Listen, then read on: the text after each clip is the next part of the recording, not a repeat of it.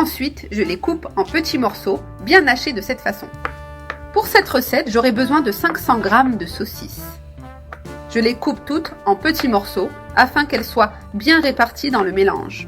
Aujourd'hui, je vais préparer une recette très simple, mais au goût incroyable.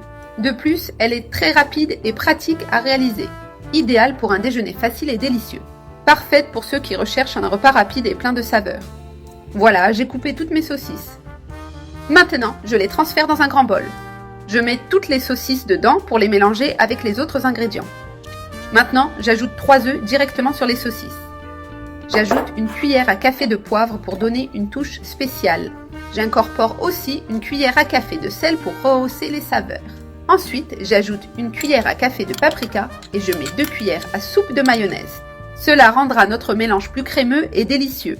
Maintenant, je mélange bien jusqu'à ce que tous les ingrédients soient bien intégrés.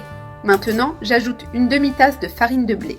Je mélange à nouveau jusqu'à ce que la farine soit complètement incorporée.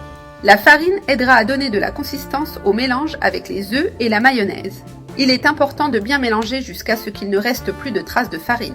Voilà, maintenant le mélange est complètement homogène. Regardez comme la texture adhère bien aux saucisses. Maintenant, j'ajoute 100 g de fromage mozzarella râpé. Je l'ajoute entièrement râpé avec la partie épaisse de la râpe. Je vais aussi ajouter de la coriandre hachée. Pour rehausser encore plus la saveur, j'ajoute une cuillère à café d'ail frit. Cet ingrédient donnera un arôme et une saveur délicieuse aux saucisses. Maintenant, je remue tout à nouveau jusqu'à ce que les ingrédients soient bien intégrés. Regardez cette texture si crémeuse et bien mélangée. Maintenant, je mets ma poêle sur le feu et j'ai déjà ajouté un peu d'huile à chauffer. Avec l'huile chaude, je prends une petite portion du mélange avec une cuillère. Je la dépose directement dans la poêle en lui donnant une forme ronde. J'en ajoute un peu plus pour leur donner la taille idéale. Avec la cuillère, j'ajuste la forme pour qu'elle soit bien uniforme. Maintenant, je mets une autre portion à côté de la même manière.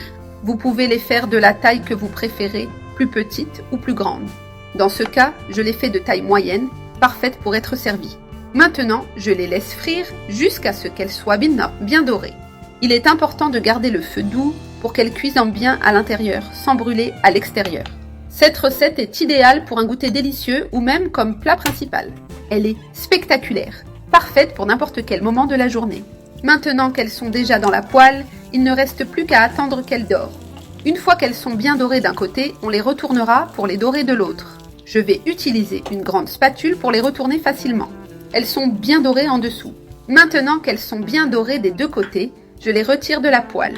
Je les mets sur une assiette et je continue à frire le reste du mélange. C'est prêt! J'ai préparé toutes les galettes de saucisses. Maintenant, il ne reste plus qu'à servir et